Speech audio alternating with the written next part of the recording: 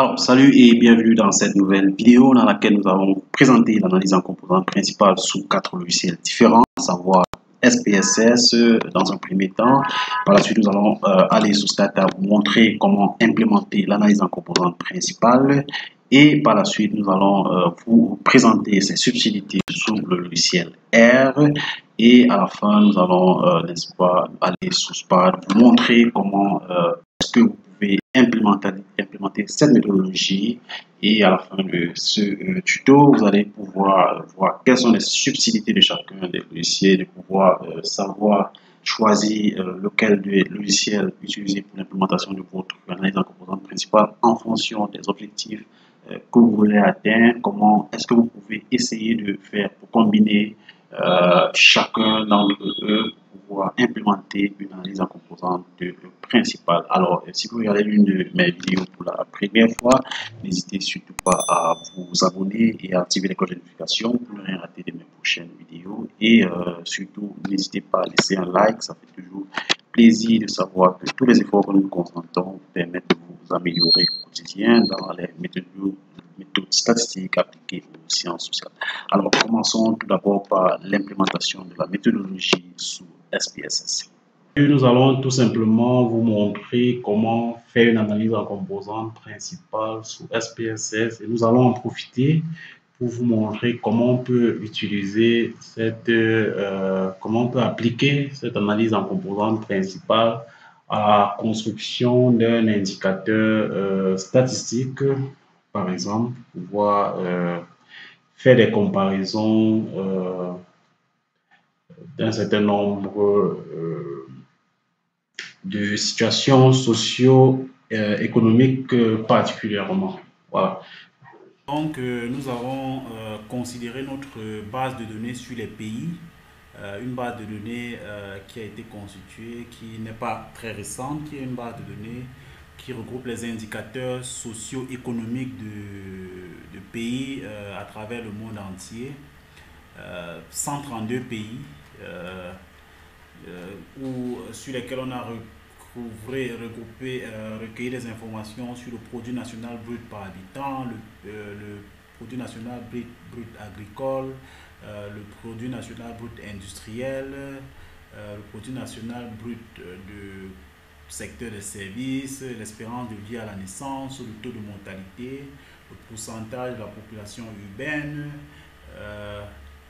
et un certain nombre d'informations dont vous pouvez prendre connaissance, dont je vous ai présenté tout à l'heure dans une capture d'écran qui portait sur un certain nombre de variables qui peuvent caractériser le développement socio-économique d'un pays. Et donc, ce que nous allons faire là tout de suite, c'est de construire un indicateur. Puisque nous avons des données, nous ne savons pas sur quelle base faire une comparaison socio-économique entre nos différents pays qui sont là, la Guinée-Bissau, le Congo démocratique, l'Albanie, le Burundi, et ainsi de suite. Nous allons de ce fait construire un indicateur au moyen d'analyse en composantes principales qui permettra de classer les pays dans l'ordre croissant, par exemple, de niveau de développement socio-économique, puisque bien évidemment les variables dont nous faisons allusion ici sont des variables qui permettent de capter le niveau socio-économique. Et donc nous allons calculer cet indicateur, nous allons construire cet indicateur au moyen d'analyse en composantes principales qui permettra de savoir quels sont les pays qui ont les meilleurs comportements, les pays les mieux lotis en matière de bien-être, que ce soit au plan économique que social. Et donc, vous pouvez avoir une base de données comme celle-ci et ne pas ne savoir comment procéder pour pouvoir mettre en place un outil neutre de comparaison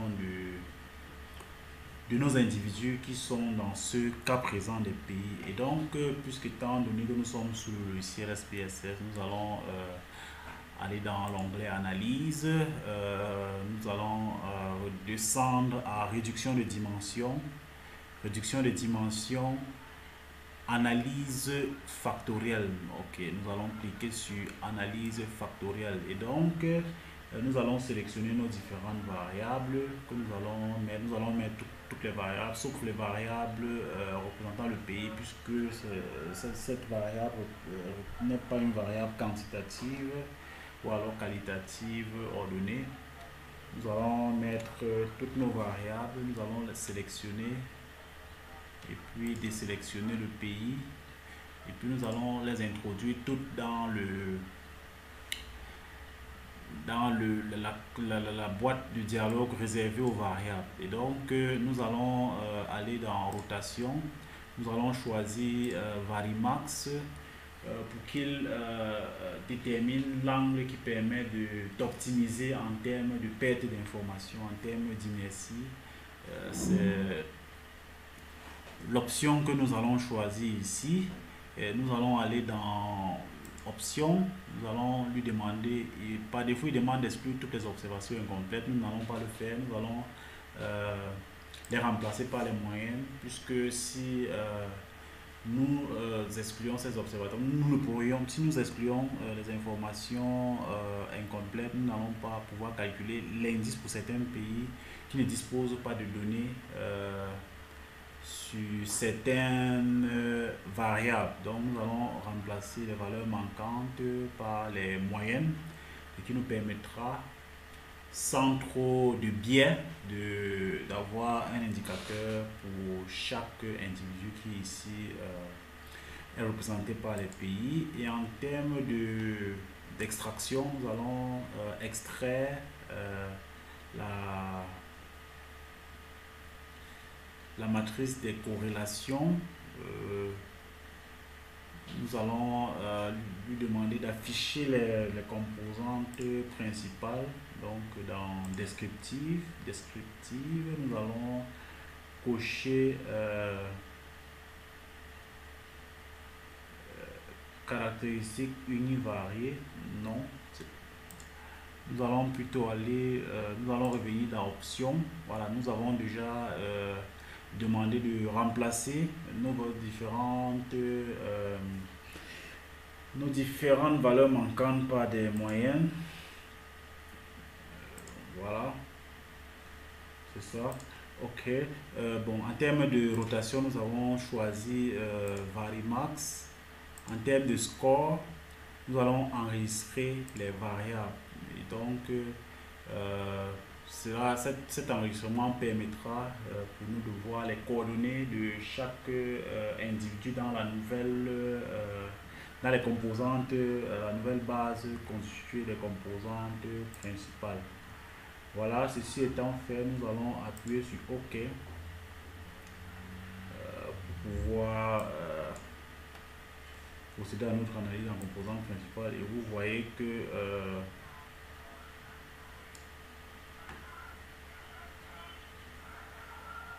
l'analyse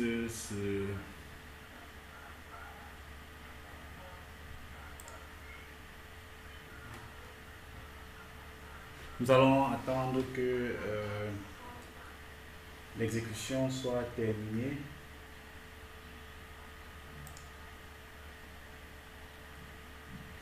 Donc nous allons attendre que l'exécution soit terminée. Voilà.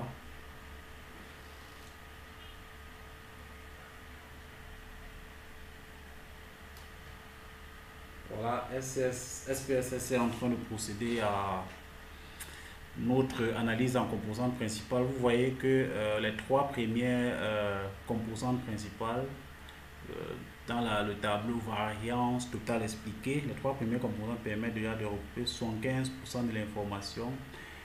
Et nous allons par exemple retenir ces trois premiers axes pour construire notre indicateur au moyen de composantes principales. Vous voyez nos valeurs propres sont 9,781, 2, et ainsi de suite.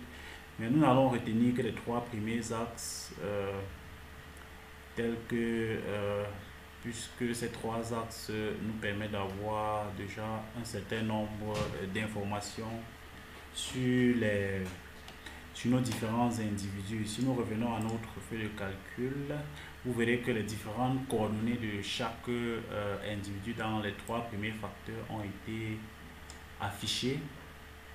Voilà, nous allons donc à partir de ces coordonnées là, telles que nous avons montré dans notre méthodologie, comment calculer l'indice. Nous allons aller dans transformer, nous allons générer notre variable indice, une variable que nous avons appelée indice.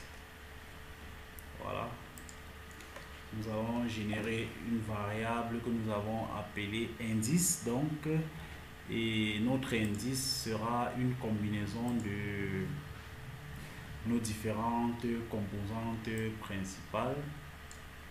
Donc nos composantes principales sont fac 1, comme vous les avez vu là, le SPSS les nomme par défaut fact 1, 1, fac 2, 1 et fac 3, 1. Si nous avions continué au-delà, vous verriez que vous pourrez deviner ce qui devait être affiché.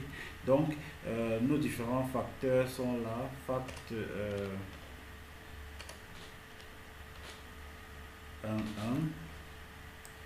Donc, notre indicateur va s'écrire comme combinaison de nos 3 facteurs, fac 1, fac 2 et fac 3, 1. Et donc le coefficient de notre premier facteur, c'est la première valeur propre que nous avons calculé, associé au premier facteur qui était de 9,781. Nous allons multiplier par le facteur et puis diviser par le total, le cumul des 3 valeurs propres que nous allons considérer. Donc, nous allons donc diviser par le cumul qui est de 12,861. Pour le deuxième facteur, la valeur propre est de 2,068. Nous allons multiplier par le facteur et par la suite diviser par notre cumul de 3 premières valeurs propres qui est de 12,068. Et enfin, nous allons considérer la troisième valeur propre qui est de 1,018 que nous allons multiplier par le facteur et diviser par le cumul qui est de 12,867. Et là, nous allons tout simplement appuyer sur OK. Et puis, il va nous générer automatiquement notre indice que nous pouvons constater là. Vous voyez que notre indice a été effectivement calculé. Sur cette base, nous allons pouvoir comparer nos pays. Nous allons tout simplement classer nos différents individus. Nous allons revenir dans notre feuille de calcul Excel, où dans une première colonne, nous allons mettre les pays et dans la deuxième colonne, les indices. Nous allons revenir à SPSS, copier la colonne des pays. Nous allons copier et puis nous allons coller tout simplement dans Excel. Donc, vous voyez que nos différents pays ont été collés: Guinée-Bissau, Congo démocratique, Albanie, et ainsi de suite. Nous allons également copier la colonne indice que nous avons calculé au moyen d'analyse en composantes principales. Donc, nous allons copier et puis coller dans la colonne correspondante. Et donc, bon, comme vous le voyez, donc, nos différents indices ont été calculés. Chaque pays a son indice, mais pour pouvoir comparer, il faut classer dans l'ordre croissant ou décroissant pour pouvoir voir quel est le pays qui a un niveau de développement socio-économique meilleur par rapport aux autres. Et donc, nous allons, étant donné que nous avons déjà sélectionné notre colonne, nos différentes valeurs d'indice, nous allons aller trier. Nous allons trier du plus petit au plus grand, ou alors nous allons trier du plus grand au plus petit. Donc nous allons voir les pays qui ont les meilleurs en allant vers les pays qui ont des niveaux de développement plus bas. Et je rappelle que il s'agit d'une base de données des années d'avant 2000. Donc, elle peut ne pas correspondre à l'architecture ou à l'ordre économique, socio-économique mondial actuel. Donc, nous allons trier, étendre la sélection. Nous allons lui demander d'étendre la sélection à notre base pour qu'il y ait également des mouvements au niveau des pays. Nous allons trier. Et donc, après le tri, on voit bien que le pays qui, à cette époque-là, dans les années 94, avait un niveau de développement assez, un niveau de développement socio-économique plus élevé, était la Géorgie. La Géorgie qui a un indice de 1,71, qui est le plus élevé de tous. L'Ukraine, l'Italie, la Géorgie était suivie de l'Ukraine, l'Italie, la Suisse, la Russie, la Bulgarie, la Grèce, la Lituanie, l'Espagne, l'Azerbaïdjan, le Bélarus, l'Arménie, l'Allemagne, la France.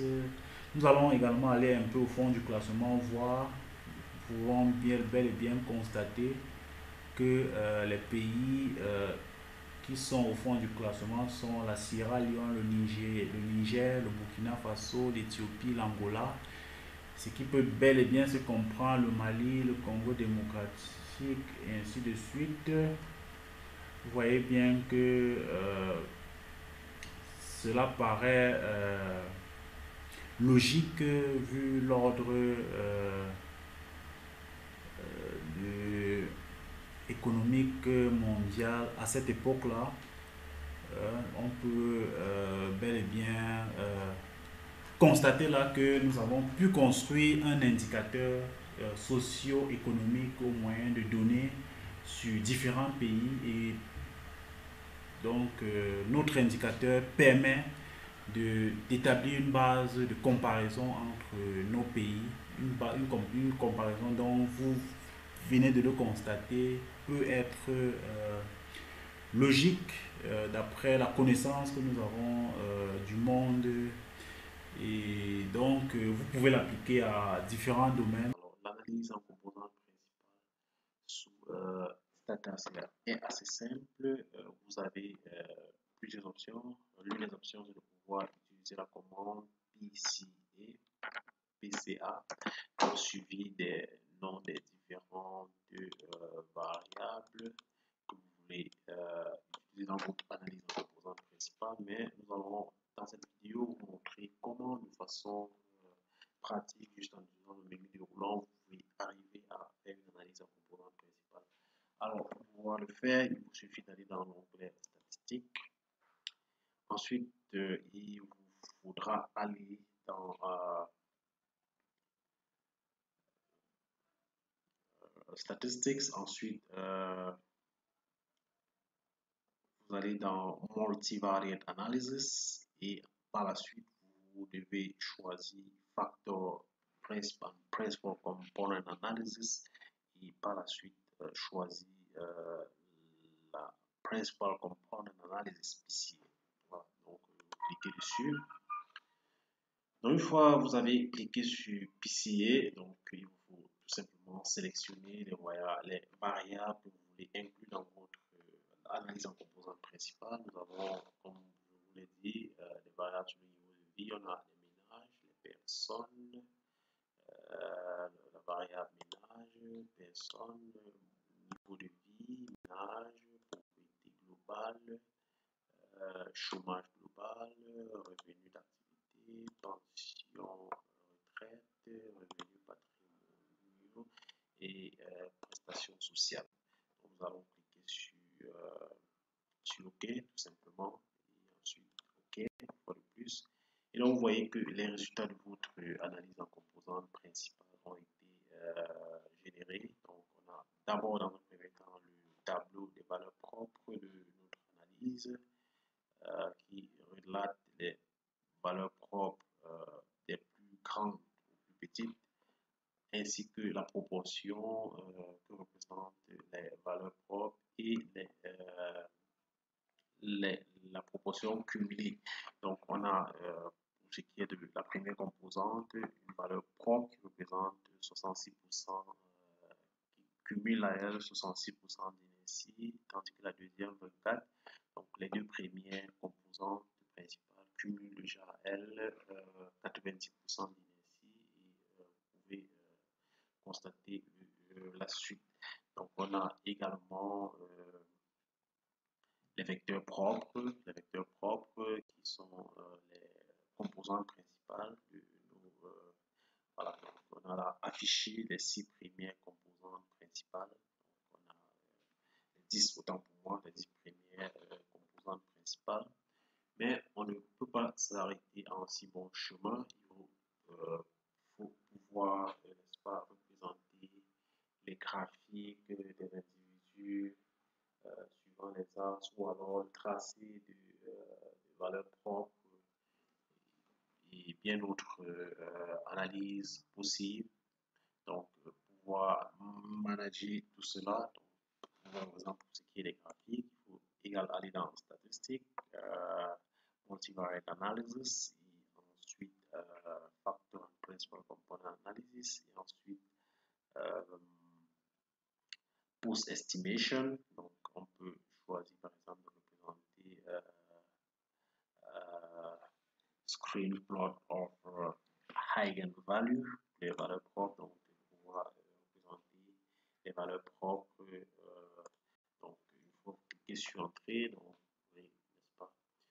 Regardez là, voir la représentation du, n'est-ce pas, du graphique de valeur propre. Vous voyez la plus grande valeur propre suivie de la seconde et puis une décroissance peut vous permettre de faire vos différentes analyses. Vous pouvez également, toujours dans Statistics, Multivariate Analysis, Factor Principal Component Analysis, Post Estimation. Vous pouvez par exemple faire le rotate loading, vous pouvez faire le loading plot, vous pouvez par exemple faire représenter les scores des variables, les individus sur les axes. Par défaut, vous de représenter sur les deux premiers axes et nous avons constaté d'ailleurs que dans notre analyse, les deux principaux axes représentent déjà 90% de l'inertie qui représente une masse assez forte, une représentativité assez forte pour pouvoir utiliser les deux premières composantes pour représenter notre nuage de points. Donc, nous pouvons cliquer sur Entrée. Et donc, vous verrez, n'est-ce pas, apparaître le nuage de points représentant les deux premières, la représentation de nos individus sur les deux premières composantes principales. Donc, l'axe 1, l'axe 2. Donc, voilà le score des individus. Donc, une analyse de la plus pertinente possible c'est de pouvoir, par exemple, construire un indicateur en utilisant n'est-ce pas, cette analyse en composant principal pour pouvoir, par exemple, construire un indicateur de niveau de vie, donc il sera tel que plus il sera élevé, plus le niveau de vie sera considéré comme élevé dans la région concernée. Donc, il vous suffit d'abord de faire là. Vous voyez que parmi les variables qui sont là, on n'a pas les composantes principales. Donc, nous allons faire leur prédiction. Nous pouvons aller dans Statistics, ensuite descendre plus bas dans Post Estimation, et par la suite Prediction, Score Variable, Fix Value, et puis nous allons demander de nous faire la prévision de PC1, Principal Component, donc composant principal 1 et PC2. Donc nous aurons les valeurs de nos deux premiers composants qui pourront nous permettre de construire notre indicateur. Donc nous cliquons sur OK. Donc vous voyez que là, ces deux composants principaux, ces scores sur les deux premiers axes ont été générés.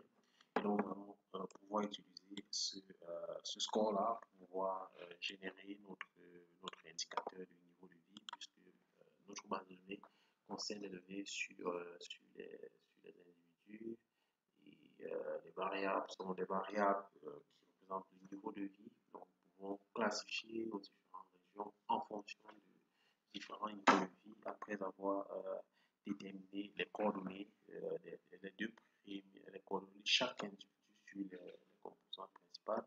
Nous allons utiliser l'inertie. On a les deux premières valeurs propres qui sont 6,6 et 2,47. Donc, nous allons utiliser ces valeurs propres pour pondérer notre indicateur. Donc, notre indicateur sera une moyenne pondérée, pondérée par en utilisant les valeurs propres.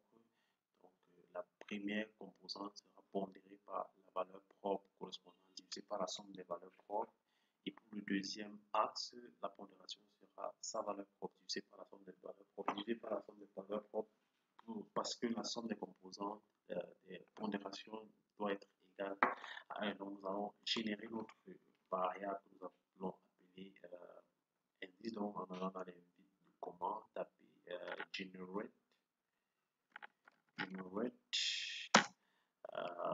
id equal, donc égal, donc notre valeur propre c'est 6,6, notre première valeur propre divisé par 6,6 plus 2,47. Voilà, donc nous fermons la parenthèse, tout ceci multiplié par PC1 plus cette fois-ci 2,47, n'est-ce pas,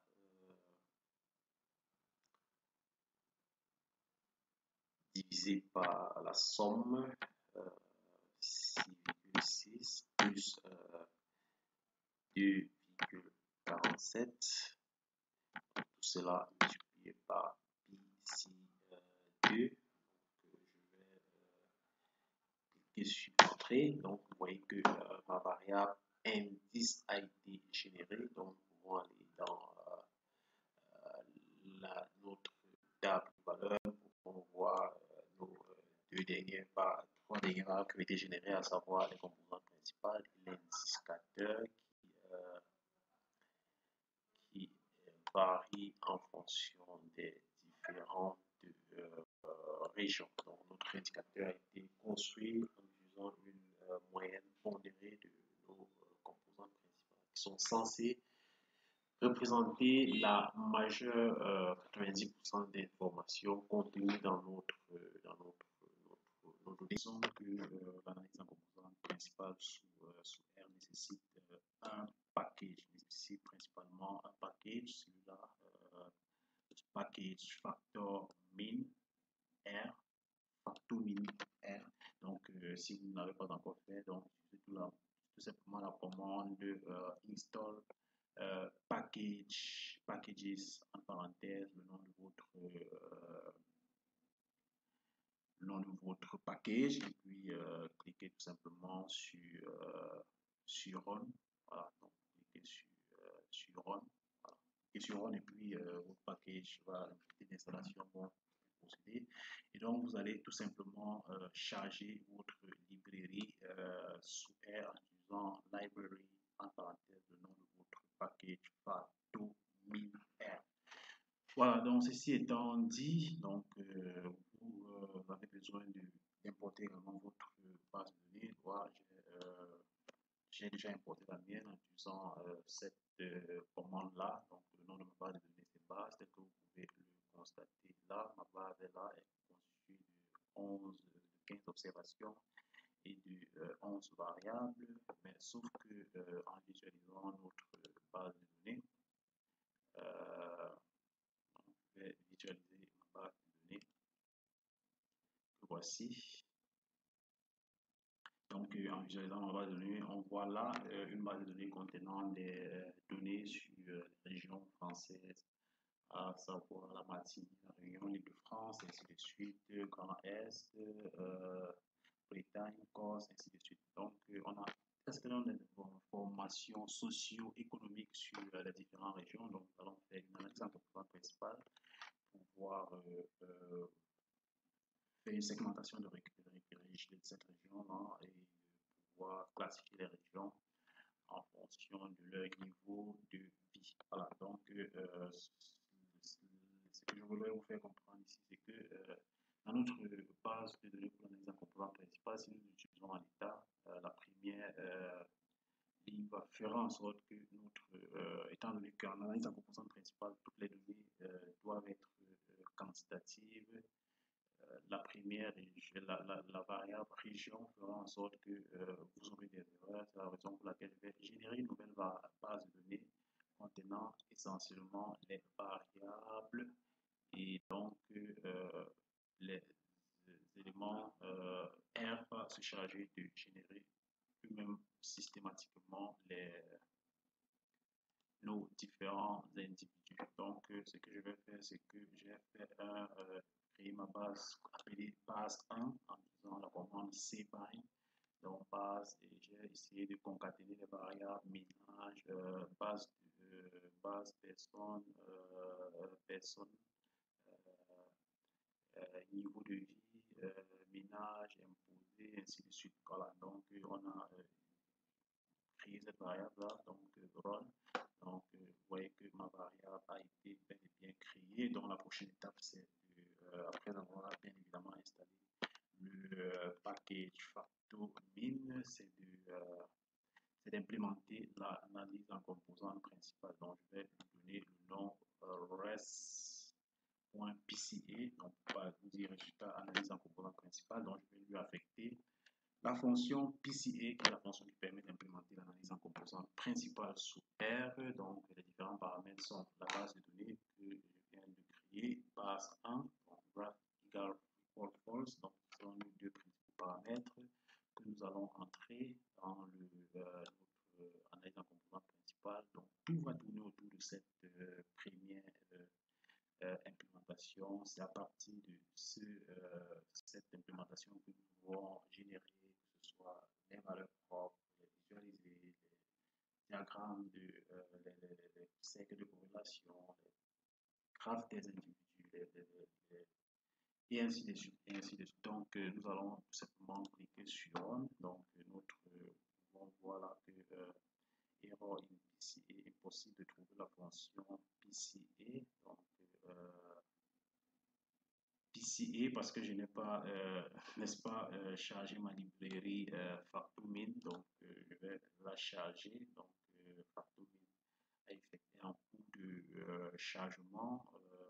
Là, je pense que c'est désormais fait. Donc, nous allons tout simplement implémenter notre analyse en composante principale, comme je l'ai dit tantôt. Donc, nous allons tout simplement sélectionner puis cliquer sur Run. Donc, les résultats de notre analyse en composante principale sont désormais disponibles. Donc, ils vont maintenant faire toutes sortes de manipulations possibles pour pouvoir, n'est-ce pas, produire les éléments qu'il faut pour pouvoir interpréter notre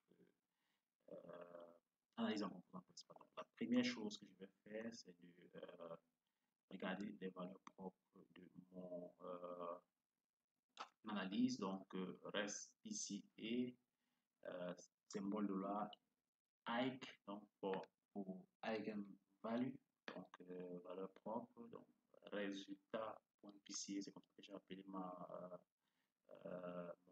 analyse, c'est comme ça que je l'ai appelé, donc sur du symbole $, EIG, et puis il va donc générer les valeurs propres de notre régression que sont la première composante a pour valeur propre. On a choisi d'afficher les 8 premières composantes. Je crois qu'il y a d'ailleurs 8 variables. Donc, la première composante est la première valeur propre est de 5,48 qui représente 68% de l'inertie de notre nuage de points. Donc, la deuxième composante est la deuxième valeur propre est de 1,69 représentant 21% d'inertie, soit le premier plan factoriel qui est le cumul des deux premiers plans qui représente près de 90% d'inertie. On peut remarquer une décroissance rapide de nos valeurs propres suivantes par rapport aux deux premières. Nous allons représenter le nuage des valeurs propres, visualiser l'histogramme diagramme de nos valeurs propres. Donc, en disant egg-value, nous allons l'appeler egg.value. Nous allons lui affecter résultat de l'analyse en composantes principales, REST, PCA et IG. Donc, puis nous allons faire un bar plot où on doit définir les différentes caractéristiques des labels, variables, explained by PCA, Principal Component Analysis, percentage of variance, ainsi de suite, color, style blue. Donc, nous allons cliquer sur Entrée. Donc, vous voyez là que les résultats de nos différentes valeurs propres sont là. Donc, notre première valeur propre est de 70%, le deuxième axe est de 21%, et dont les deux premiers axes cumulés sont représentent près de 90% d'inertie, et là on assiste à une décroissance rapide, ce qui fait qu'on aura certainement à utiliser que deux axes, les deux premiers axes principaux. Donc on peut ajouter par exemple une ligne à notre graphique, à notre histogramme de valeurs propres. Donc on peut le faire ainsi. Donc vous voyez que voilà, donc je n'ai pas ajouté tous les éléments qu'il fallait. Il y a également le type et puis voilà. Donc, en ajoutant notre histogramme, voilà la ligne qui est là.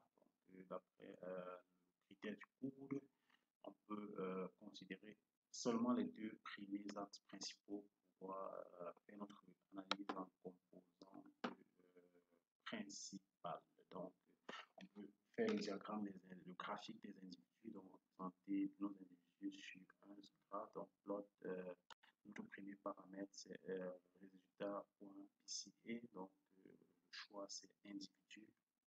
Autocall et autolab equal yes. Donc, nous allons tout simplement cliquer sur on.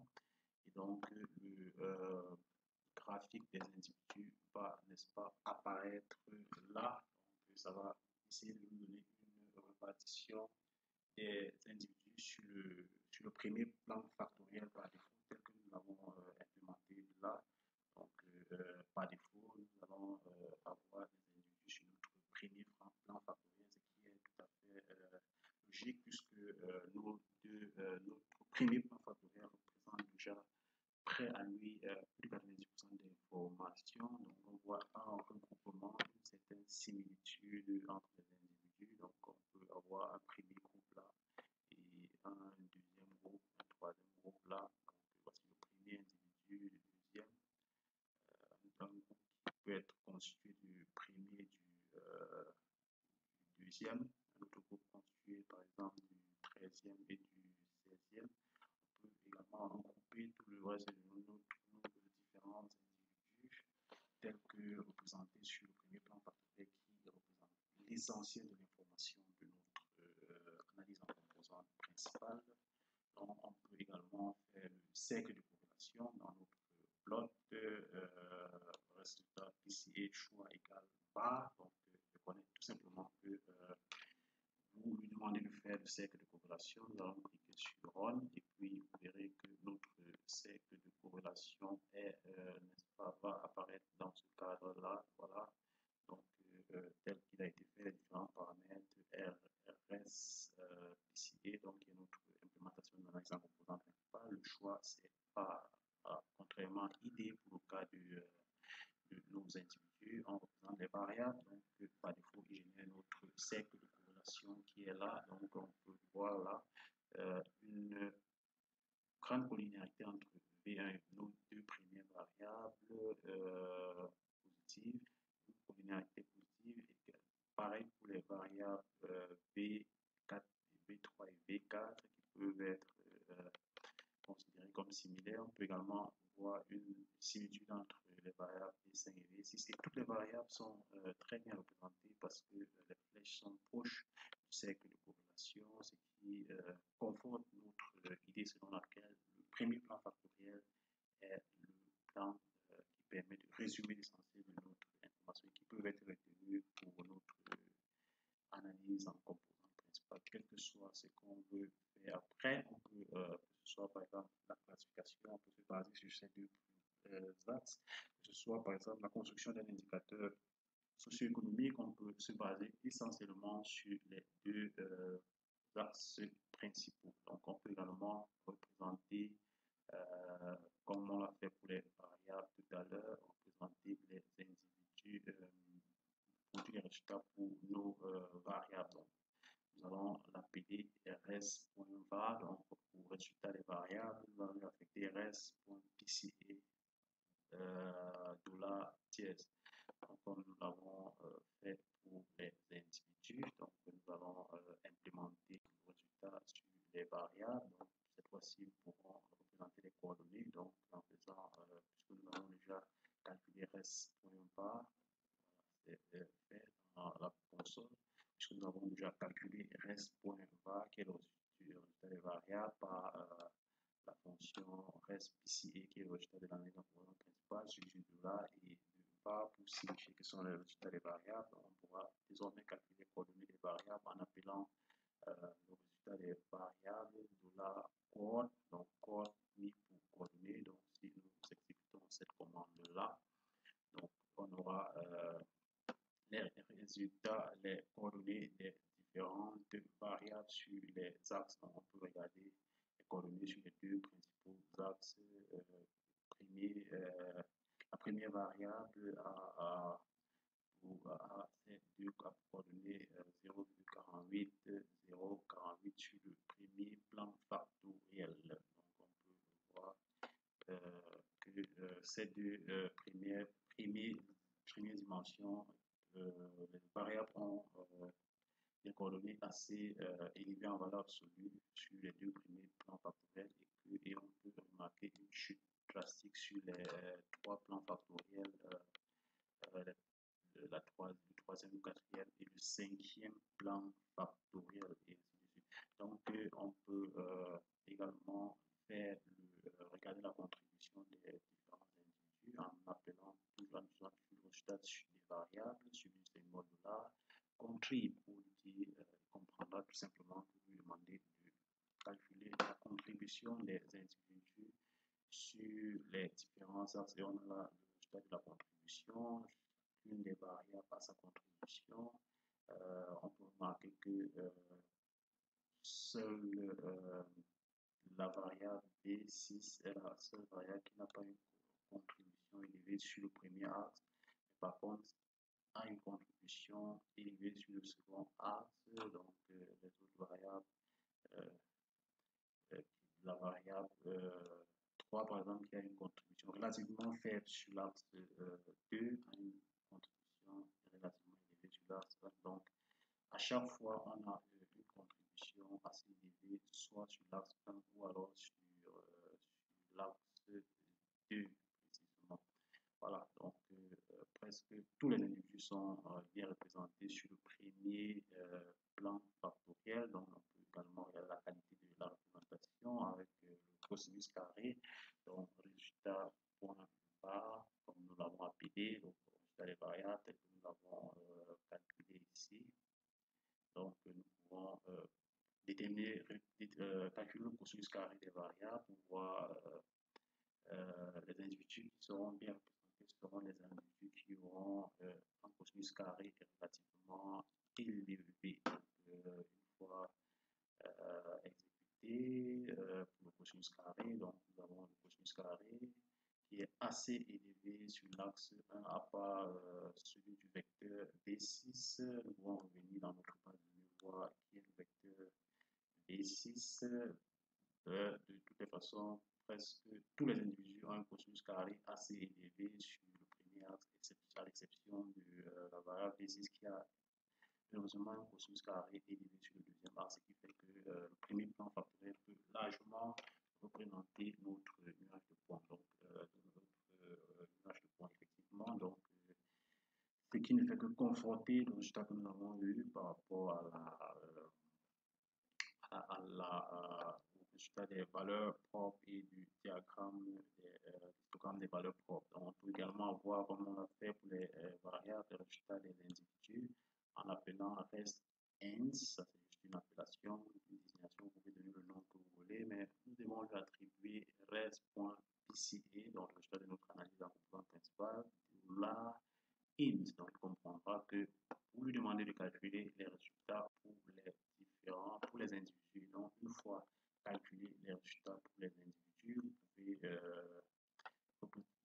calculer les coordonnées. Vous pouvez représenter les coordonnées de chaque individu en appelant le résultat int, le résultat des individus que nous venons de calculer sur ces modules-là, donc les coordonnées de chaque individu. Donc, nous calculons les coordonnées de chaque individu. Donc, pour chaque dimension, on peut avoir les coordonnées de chaque individu. Donc, si on veut, par exemple, calculer un indicateur de développement, un indicateur socio-économique de développement en fonction des régions, on peut utiliser tout simplement la combinaison de ces les coordonnées sur les deux premiers facteurs pondérés par les valeurs propres correspondant à chaque dimension divisée par la somme des valeurs propres. Donc la pondération pour chaque axe, c'est la valeur propre correspondant à l'axe divisée par la somme des valeurs propres des deux premiers axes. Donc cette pondération-là est somme 1, si on considère ces deux-là. Vous pouvez utiliser cette pondération pour construire un indicateur de développement un développement socio-économique en France et par région.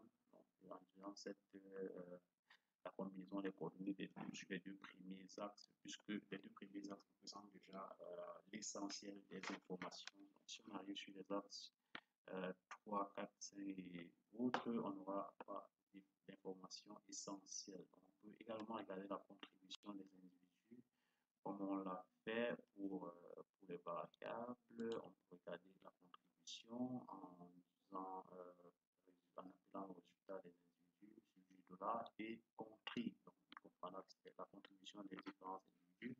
Donc, le premier individu, deuxième, les trois premiers individus ont une contribution relativement élevée sur les deux premiers axes. Par contre, les autres individus 4, 5 et autres ont une contribution relativement faible sur les deux premiers axes. Donc, les trois premiers individus seraient assez différents des autres qui ont une contribution beaucoup plus élevée sur les autres axes, les autres axes factoriels. On peut également regarder le cosinus carré des individus pour matérialiser leur représentation comme tout à l'heure. Et donc, on a la représentation de chaque individu. Le cosinus carré conforte les résultats qu'on a eu pour la représentation des individus. Les trois premiers individus ont un cosinus carré assez élevé. Nous pouvons repartir dans notre base pour essayer de voir qui sont ces trois l'individu. Donc, nous allons cliquer pour visualiser notre base là. Donc, ces trois premiers individus, la Martinique, la Réunion et l'île de France, sont des individus qui sont assez atypiques. Nous pouvons représenter, voir le diagramme des individus. Vont représenter le diagramme de nos individus là pour voir où se trouvent nos trois individus qui étaient sur le nuage de points. Voilà, donc nous venons de calculer. Donc, le calcul est en cours de procession, donc c'est fait. Donc, les individus vont certainement apparaître sur notre graphe. Donc, 1, 2, 3, on peut voir que ces trois mousquetaires sont assez excentrés des autres individus. Donc, ce sont des individus assez atypiques qui se démarquent du. Voilà, donc on pourra peut-être constituer trois groupes d'individus. Un groupe là, peut-être celui-ci dans son groupe seul, mais restant assez atypique que ceux-là, et un groupe des individus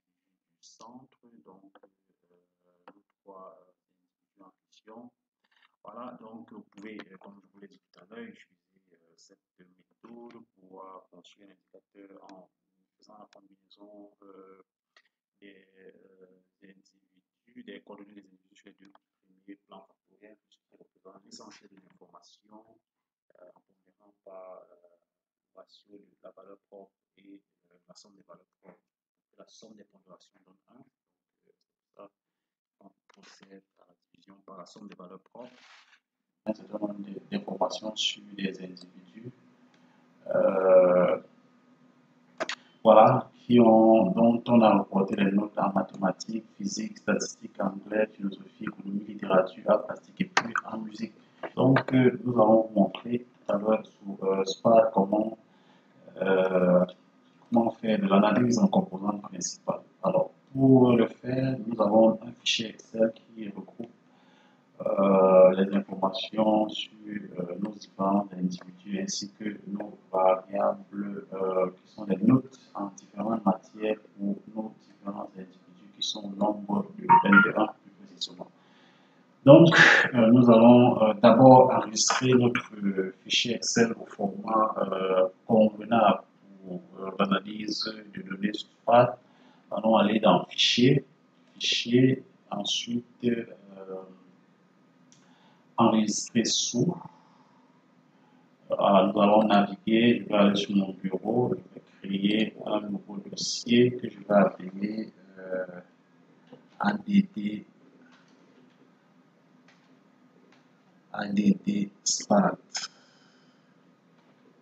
Je vais appeler ADD Spark, OK. Et puis je vais entrer dans le dossier, enregistrer mon fichier Excel au format texte séparateur tabulation. Donc, il ne faut pas confondre avec séparateur espace ou alors Macintosh. Donc, vous allez choisir texte séparateur tabulation et puis vous enregistrez tout simplement. Vous allez vous demander si vous voulez compatible. Oui. Alors, je vais fermer mon classeur Excel, ne pas enregistrer.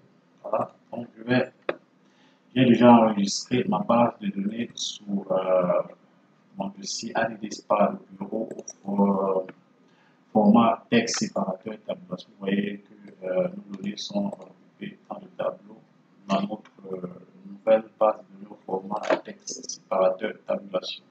Nous allons ouvrir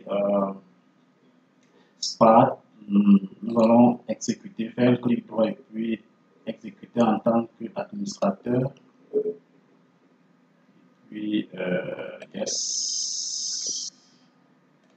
Puis nous allons cliquer sur la flèche à l'extrême droite en bas. Puis nous avons cette interface là qui s'ouvre à nous. Nous allons d'abord importer notre base de données en allant dans base, importer. Nous allons choisir importer au fichier ASCII. Nous allons cliquer dessus, nous allons lui donner un nom, nous allons appeler base orientation, base orient, ok. Nous allons aller l'enregistrer dans notre fichier ADD Spark. Nous allons l'appeler base orientation.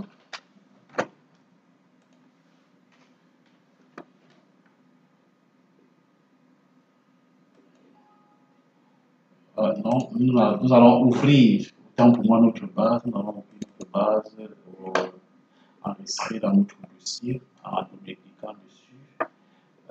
Nous allons vérifier les paramètres séparateur tabulation. Effectivement, nous avons choisi l'option séparateur tabulation dans notre.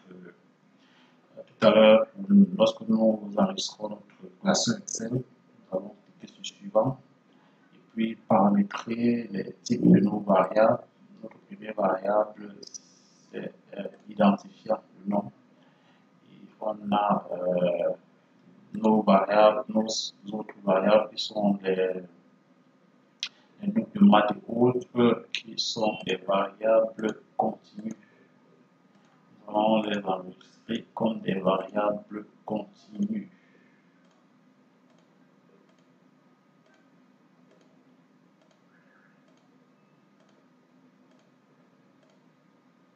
Voilà, nos variables sont continues. J'ai rappelé que l'ACP se fait sous des variables continues ou alors ordinales, des variables ordinales. Voilà. On va les variables qualitatives ordonnées. Donc, nous allons exécuter, une fois nous avons sélectionné les différents types de nouveaux variables, nous allons exécuter. Donc, cliquer sur exécuter. Voilà. Nous allons donner un nom à notre base. Nous allons lui donner le nom de base orientation. Base orientation. Voilà. Nous allons sauvegarder notre base. Nous voyons bien que nos différentes variables ont été sauvegardées en continu. OK. Et puis nous allons fermer. Puis la prochaine étape, puisqu'étant donné que nous avons déjà enregistré notre base de données dans notre fichier de travail, nous allons double-cliquer sur base là. Et puis nous allons naviguer pour aller également au bureau dans notre dossier ADD Spark et cliquer sur notre base pour l'importer. Une fois notre base importée, nous pouvons maintenant insérer une méthode ou alors venir tout simplement dans méthode, insérer méthode. Voilà. Une fois nous l'avons fait, nous double-cliquons sur les trois points de suspension qui s'affichent là. Et puis nous allons insérer par défaut Spark met des scripts statistiques. Nous allons choisir analyse factorielle des correspondants, analyse factorielle et puis méthode en composant principal. Voilà, donc nous cliquons sur OK. Et puis vous voyez ce cercle de corrélation qui s'affiche là. Nous allons faire un clic droit et puis exécuter la méthode. Faire un clic droit sur le cercle de corrélation et puis exécuter la méthode.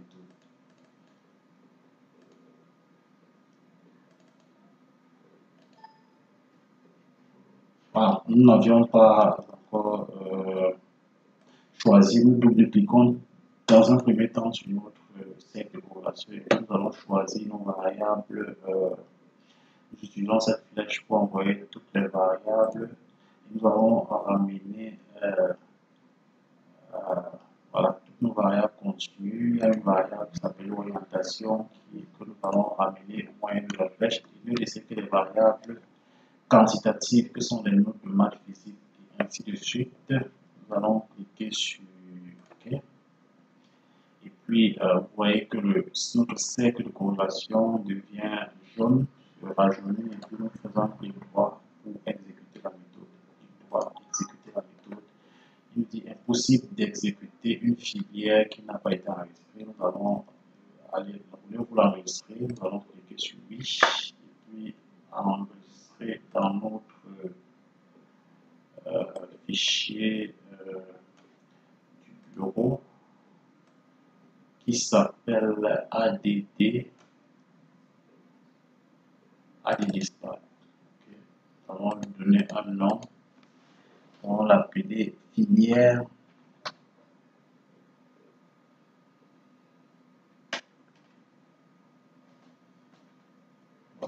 film Spark. On va l'appeler film Spark. Et puis save. Nous allons donner un nom à notre filière. Une fois de plus. OK. Vous voyez toutes ces différentes toutes ces différentes informations qui viennent se greffer à notre cercle de corrélation qui peut nous permettre de nous renseigner sur un certain nombre d'informations sur notre méthode d'analyse en composants principal. Nous allons d'abord cliquer sur le premier carré d'information. Voilà, nous voyons lecture là-bas, on peut voir le fichier de base, que le fichier de base contenait 21 individus plus précisément. On peut également aller dans sélectionner les individus et les variables, regarder les différentes variables contenues qui sont maths, physique, statistique, anglais, philosophie et ainsi de suite. On peut également regarder nos individus, que nos individus étaient traités avec des points identiques. Par exemple, là, on peut également aller dans analyse en composante principale, regarder les statistiques sommaires sur les maths. On peut regarder la note moyenne, les cas types, la physique et ainsi de suite, minimum et maximum. Regarder la matrice de corrélation pour voir quelles sont les différentes corrélations qu'il y a entre les différentes variables. Vous pouvez les analyser lorsque la corrélation est positive ou négative. Cela signifie que lorsqu'elle est suffisamment significative et négative, cela signifie que les deux variables sont corrélées mais dans le sens opposé. Voilà, donc on peut regarder également la matrice des valeurs TS, on peut regarder les valeurs propres, histogramme des 8 premières valeurs propres. Vous pouvez regarder par exemple voilà, les différents paliers. On peut également aller dans intervalle, voilà, donc les coordonnées des individus, on peut regarder les variables, les différentes coordonnées des individus sur les 5 premiers axes. On a mathématiques qui a ces coordonnées comme données sur les différents axes. Pour revenir à notre interface PAT, nous allons aller dans ce deuxième carré d'information. Choisir en cliquant sur le petit papier blanc à l'extrême gauche en haut de notre interface. Cliquez dessus et puis choisir par exemple les individus. On coche individu actif pour voir l'implantation des différents individus. On peut voir Rose, William, Maï. On peut avoir les différents individus qui sont représentés. On peut, si possible, couper en classe. Qu'on pourra identifier dans des études beaucoup plus approfondies pour voir si être dans une classe nous prédispose, par exemple, peut-être à faire des filières beaucoup plus littéraires ou scientifiques. Nous pourrons y revenir dans le prochain tutoriel. Nous pouvons également choisir plutôt de cocher les variables continues pour voir le cercle de corrélation. On a notre cercle de corrélation qui est là. On peut cliquer sur les bouts des flèches pour voir que là c'est l'anglais. On a là art plastique. La littérature, on voit que littérature et art plastique sont corrélés et très corrélés et positivement. On voit par exemple ici la philosophie, l'économie, la physique. Les statistiques sont trois matières qui ont une forte corrélation et la maths est la seule de son côté qui est très corrélée à la littérature mais négativement, comme pour dire que lorsque les notes de mathématiques, lorsqu'on est fort en maths, on a tendance à être faible en littérature et vice versa. Que cela signifie de façon globale. On peut également revenir à notre interface pour voir regarder la représentation des individus. On peut également aller cliquer là pour voir nos informations sur Excel et nous pouvons là constater que on a nos différentes informations, que ce soit les statistiques sommaires sur les variables moyennes, les variables des écarts que nous pouvons peut-être utiliser pour mettre dans un rapport d'études ou de stage. Nous avons les différents matrices, la matrice de corrélation ainsi que la matrice des valeurs de test, également les valeurs propres ainsi que les différents pourcentages cumulés, ce qui peut s'interpréter. nous n'allons pas interpréter les valeurs de code. Il faut tout simplement voir qu'ici, le premier axe représente 41% de l'information, tandis qu'en cumulant avec le deuxième axe, on est à 60%. Les trois premiers axes représentent déjà 75% d'information, ce qui signifie que les trois premiers axes factoriels peuvent nous permettre de synthétiser et de représenter nos informations, nos 8 variables sur un espace de dimension 3 ou alors sur un plan qui pourra représenter 61% de l'information. On peut également avoir d'autres informations, en l'occurrence les coordonnées des individus sur les arbres qui peuvent par exemple nous permettre de construire des scores pour chaque individu. Voilà, les scores pour chaque individu et de les classer du meilleur au pire des élèves. Voilà, donc c'était tout pour ce tutoriel.